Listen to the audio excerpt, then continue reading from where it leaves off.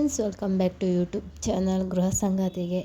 ಇಂದಿನ ವಿಡಿಯೋದಲ್ಲಿ ವಿಶೇಷವಾದ ಮಾಹಿತಿ ಏನಪ್ಪ ಅಂದರೆ, ಅಡುಗೆಯ ನಂತರ ಅಡುಗೆ ಮಾಡಿದ ಪಾತ್ರೆಗಳು, ತುಂಬಿದ ಪಾತ್ರೆಗಳು ಯಾವ ದಿಕ್ಕಿನಲ್ಲಿ ಇಟ್ಟರೆ ಉತ್ತಮ ಎಂಬುದನ್ನಾಗಿ ನಮ್ಮ ವಿಡಿಯೋದಲ್ಲಿ ಮಾಹಿತಿಯನ್ನು ನೀಡ್ತಿದ್ದೇವೆ.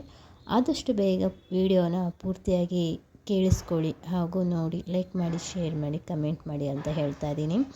ಅಡುಗೆ ನಂತರ ತುಂಬಿದ ಅನ್ನದ ಮಡಿಕೆ, ಸಾರು, ಸಾಂಬಾರು ಪದಾರ್ಥಗಳು ಮತ್ತು ಪಲ್ಯ ಅವೆಲ್ಲ ನೀವು ಯಾವ ದಿಕ್ಕಿನಲ್ಲಿ ಇಟ್ಟರೆ ತುಂಬಾ ಉತ್ತಮ ಮತ್ತು ಲಾಭ ಎಂಬುದನ್ನಾಗಿ ಈ ವಿಡಿಯೋದಲ್ಲಿ ತಿಳಿಸಿಕೊಡಲಾಗಿದೆ.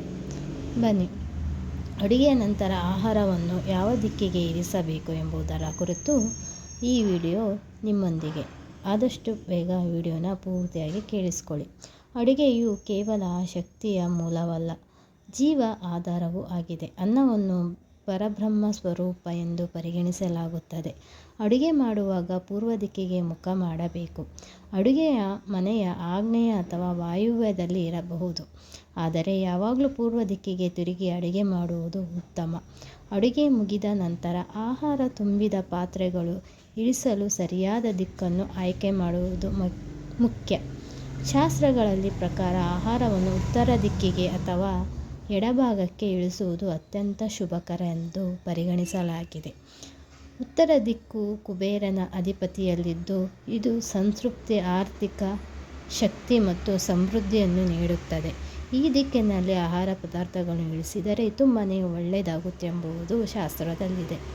ದಕ್ಷಿಣ ದಿಕ್ಕು ಪಿತೃಗಳಿಗೆ ಸಂಬಂಧಿಸಿದ್ದು. ಆ ದಿಕ್ಕಿಗೆ ಆಹಾರವನ್ನು ಇರಿಸಿದರೆ ಅನಾರೋಗ್ಯ, ಮಾನಸಿಕ ನೆಮ್ಮದಿ ಕೊರತೆ ಮತ್ತು ಕಲಹಗಳು ಉಂಟಾಗಬಹುದು. ಪಶ್ಚಿಮ ದಿಕ್ಕಿಗೂ ಆಹಾರ ಇರಿಸುವುದು ಶುಭಕರವಲ್ಲ. ಆದ್ದರಿಂದ ಅಡುಗೆ ಮಾಡಿದ ನಂತರ ಆಹಾರವನ್ನು ಯಾವಾಗಲೂ ಉತ್ತರ ದಿಕ್ಕಿಗೆ ಇರಿಸಲು ಪ್ರಯತ್ನಿಸಿ ಎಂದು ಶಾಸ್ತ್ರದಲ್ಲಿ ಹೇಳಲಾಗಿದೆ. ಹಾಗಾಗಿ ಉತ್ತರ ದಿಕ್ಕು ಎಂದರೆ ನಿಮ್ಮ ಆಗ್ನೇಯ ಕೋಣೆ ಮತ್ತು ನಿಮ್ಮ ಅಡುಗೆ ಮನೆಯಲ್ಲಿ ಉತ್ತರ ದಿಕ್ಕು ಅಂದರೆ ಎಡಭಾಗದಲ್ಲಿ ಇರಿಸಿದರೆ ಉತ್ತಮ ಎಂಬುದನ್ನಾಗಿ ಶಾಸ್ತ್ರದಲ್ಲಿ ಹೇಳಲಾಗಿದೆ. ಉತ್ತರ ದಿಕ್ಕು ಅತ್ಯಂತ ಶ್ರೇಯಸ್ಕರ ಮತ್ತು ಆರ್ಥಿಕ ಸಮಸ್ಯೆಯನ್ನು ಉಂಟು ಮಾಡದ ದಿಕ್ಕು ಎಂಬುದು ಶಾಸ್ತ್ರದಲ್ಲಿ ತಿಳಿಸಿಕೊಡಲಾಗಿದೆ.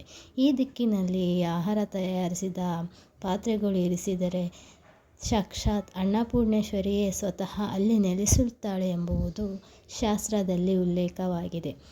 ಹಾಗಾಗಿ ಅಡುಗೆ ನಂತರ ಮಾಡಿದ ಪದಾರ್ಥಗಳನ್ನು, ತುಂಬಿದ ಪದಾರ್ಥಗಳನ್ನು ಉತ್ತರ ದಿಕ್ಕಿನಲ್ಲಿ ಇರಿಸಿದರೆ ಸಕಲ ಐಶ್ವರ್ಯ ಪ್ರಾಪ್ತಿಯಾಗುತ್ತೆ, ಲಕ್ಷ್ಮೀ ದೇವಿಯ ಆಶೀರ್ವಾದ ನಿಮ್ಮೊಂದಿಗೆ ಇರುತ್ತೆ ಎಂಬುದನ್ನಾಗಿ ಈ ನಮ್ಮ ವಿಡಿಯೋದಲ್ಲಿ ತಿಳಿಸಿಕೊಡಲಾಗಿದೆ. ಬನ್ನಿ, ಈ ನಮ್ಮ ಚಿಕ್ಕ ಮಾಹಿತಿ ನಿಮಗೆ ಇಷ್ಟವಾಗಿದ್ದರೆ ನಮ್ಮ ಚಾನಲ್ನ ಲೈಕ್ ಮಾಡಿ, ಶೇರ್ ಮಾಡಿ, ಕಮೆಂಟ್ ಮಾಡಿ. ಇನ್ನು ಹೆಚ್ಚಿನ ಮಾಹಿತಿಗೋಸ್ಕರ ಬೆಲ್ ಬಟನ್ನ ಪ್ರೆಸ್ ಮಾಡಿ. ಅಡುಗೆಯ ನಂತರ ಆಹಾರವನ್ನು ಯಾವ ದಿಕ್ಕಿಗೆ ಇರಿಸಿದರೆ ಉತ್ತಮ ಎಂಬುದನ್ನಾಗಿ ತಿಳಿಸಿಕೊಡುತ್ತಿದ್ದೇವೆ. ಪೂರ್ವ ದಿಕ್ಕಿಗೆ ಮುಖ ಮಾಡಬೇಕು. ಅಡುಗೆ ಮಾಡಿದವರು ಪೂರ್ವ ದಿಕ್ಕಿಗೆ ಮುಖ ಮಾಡಿ ಅಡುಗೆ ಮಾಡಿದರೆ ಆಹಾರ ದೇಹಕ್ಕೆ ಲಭಿಸುತ್ತೆ ಎಂಬುದು ಶಾಸ್ತ್ರದಲ್ಲಿದೆ.